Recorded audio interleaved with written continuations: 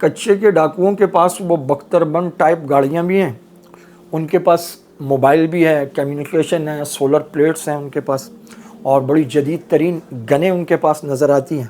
اب تو ان کا یوٹیوب چینل بھی ہے، اور ان کے پاس بڑے خوبصورت بات کرنے والے بھی موجود ہیں، اور وہ یہ کہتے ہیں کہ ہم نے کون سا دریا کے اس پار اسلحے کی فیکٹریاں لگا رکھی ہیں۔ وہ کہتے ہیں کہ ہمیں یہی فورسز کے لوگ، پولیس کے اور رینجرز کے، یہ ہمیں اسلحہ مہیا کرتے ہیں۔ یقیناً وہ جھوٹ بول رہا ہوگا اور یہ بات غلط ہوگی، اور باقی جہاں تک چند کالی بھیڑیں ہیں تو وہ تو ہر جگہ موجود رہتی ہیں۔ ہمارے ہاں چونکہ قانون کا امپلیمنٹ نہیں ہے اور سزا تو طاقتور کو یہاں مل ہی نہیں سکتی، تو اس لیے لوگ بڑے دھڑلے سے قانون توڑ دیتے ہیں۔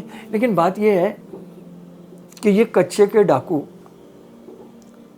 تو انہوں نے 12 پولیس اہلکار شہید کر دیے، ایک کو باندھ کے لے گئے، اس کو زنجیروں میں جکڑا ہوا ہے، وہ بیچارہ خوفزدہ ہاتھ باندھ کے اپیل کر رہا ہے کہ میری جان بچائی جائے۔ اور یہ وہ ہیں جنہوں نے عوام کی حفاظت کرنی تھی، ان میں سے 12 شہید ہو گئے اور ایک وہاں زنجیروں میں جکڑا ہوا ہے۔ یہ اتنے طاقتور ہو گئے کہ عوام کو تو چھوڑ دیں، ان کو تو یہ جب جہاں جیسے چاہیں مار دیں، یہ فورسز پر حملہ کر رہے ہیں۔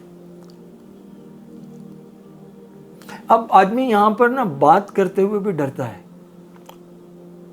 کہ آپ بات کریں تو کہیں گے جی یہ والی بات آپ نے کیوں کی؟ کسی قانون کی ضرورت ہی نہیں ہے، جب جہاں جس کو چاہیں اٹھا کے لے جائیں، جب جہاں جس کال کوٹری میں ڈال دیں۔ اب یہ جو کچے کے ڈاکو ہیں تو یہ کہاں رہتے ہیں؟ یہ داغستان میں رہتے ہیں۔ ہمارے پاس وہ ہیلی کاپٹر ہیں نا جو پچ سکانے کے لیے آتے ہیں، ہمارے پاس الحمدللہ ایک سے ایک ہیلی کاپٹر ہے، ہمارے پاس ایک سے ایک فورسز ہیں، ہمارے پاس اتنا جدید اسلحہ ہے کہ اب ہم الحمدللہ بنا کے اپنی ضروریات بھی پوری کرتے ہیں اور ایکسپورٹ بھی کر رہے ہیں۔ تو ان کے خلاف آپریشن ہونا چاہیے۔ اب تو نوبت یہاں تک پہنچ گئی کہ پولیس اہلکاروں کو شہید کر رہے ہیں۔ موٹر وے پہ آپ چلے جائیں تو تھوڑے تھوڑے فاصلے پر وہ لمبی حد نگاہ وہ چیک پوسٹیں بنی ہوئی ہیں۔ مجھے ایک سفر کا موقع پیش آیا تو وہاں جو سکھر پیٹرول پمپ کے ساتھ موٹر وے کے شروع میں ہوٹل ہے، تو وہاں میں نے ایک دو لوگوں سے مشورہ کیا، تو انہوں نے کہا کہ جی چیک پوسٹیں بننے کے بعد ماشاءاللہ کافی بہتری آئی ہے، لیکن ابھی آپ سفر نہ کریں، تہجد کا وقت ہے۔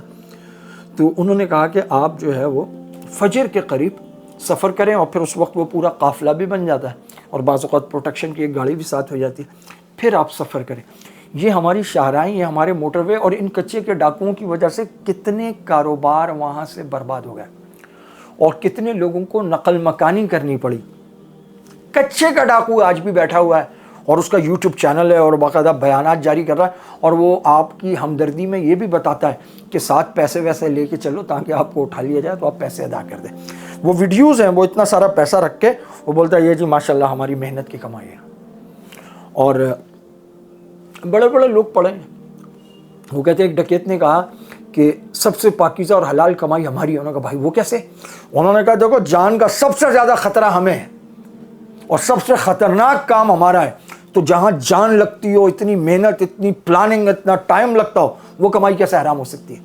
وہ بتاتا ہے جی یہ اتنے پیسے ہو گئے اور گنیں پڑی ہیں، سولر پلیٹیں رکھی ہوئی ہیں، موبائل چارجنگ پہ لگے ہوئے ہیں۔ ان کے خلاف آپریشن کیوں نہیں ہوتا؟ آپریشن کرنے کی اصل جگہیں تو یہ ڈکیت ہے نا، جنہوں نے راستوں کو، جانوں کو، مالوں کو، ہر چیز کو غیر محفوظ کر دیا۔ ہمارے ملک میں اعلیٰ سے اعلیٰ فورسز ہیں ماشاءاللہ، ان کے ہوتے ہوئے بیٹھ کر یوٹیوب پہ بیانات اپلوڈ کریں اور الزامات لگائیں فورسز پر، یہ ہمارے لیے بڑی شرم اور عار کا مقام ہے۔ ان کے خلاف بھرپور آپریشن ہونے چاہیے، صفایا کر دینا چاہیے ان کا سب کا، تاکہ راستے محفوظ ہوں، لوگ امن سے رہیں۔